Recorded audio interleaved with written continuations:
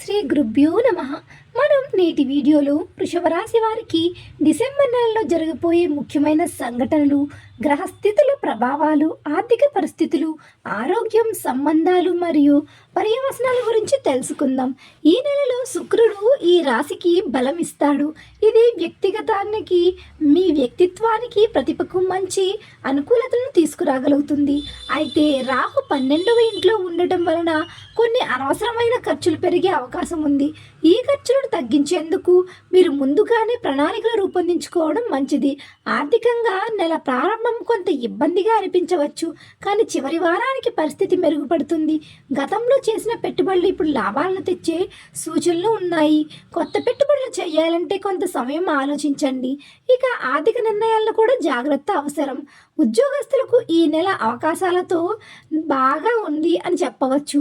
Promotion అవకాశాలు లేకపోయినా మీ కష్టానికి గుర్తింపు వచ్చే సూచనలు కనిపిస్తున్నాయి. వ్యాపారవేత్తలు కొత్త ఒప్పందాలు కుదుర్చుకోవడం ద్వారా భవిష్యత్తులో మంచి ఫలితాలను పొందగలుగుతున్నారు. అయితే సహచరులతో ఉండే సంబంధాలలో జాగ్రత్తగా ఉండటం మంచిది. ఇక ఆరోగ్యం, మానసిక ఒత్తిడిని తగ్గించడానికి ధ్యానం లేదా యోగాను అనుసరించడం మంచిది.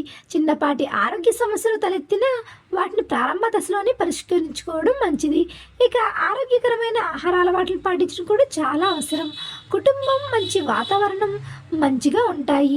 మీ కుటుంబ సభ్యులు మీ నిర్ణయాలకు ఈ నెలలో మంచిగా మద్దతిస్తారు. వైవాహిక జీవితంలో కొన్ని చిన్న చిన్న సమస్యలు ఎదురైనా సరైన కమ్యూనికేషన్ ద్వారా వాటిని పరిష్కరించుకోవచ్చు.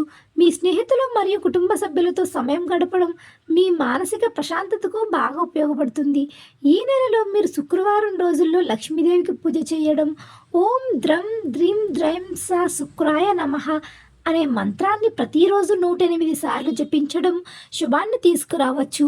అలాగే మీకు ఇష్టమైన దేవాలయానికి వెళ్ళి ప్రత్యేక పూజ చేయించడం కూడా మంచి ఫలితాలను ఇస్తుంది.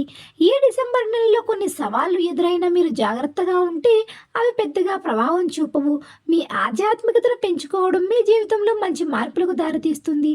సో ఫ్రెండ్స్, విన్నారుగా మరి. ఇలాంటి మరిన్ని ఆధ్యాత్మిక విషయాల కోసం మన ఛానల్ని సబ్స్క్రైబ్ చేసుకుని చూస్తూ ఉండండి. ధన్యవాదాలు.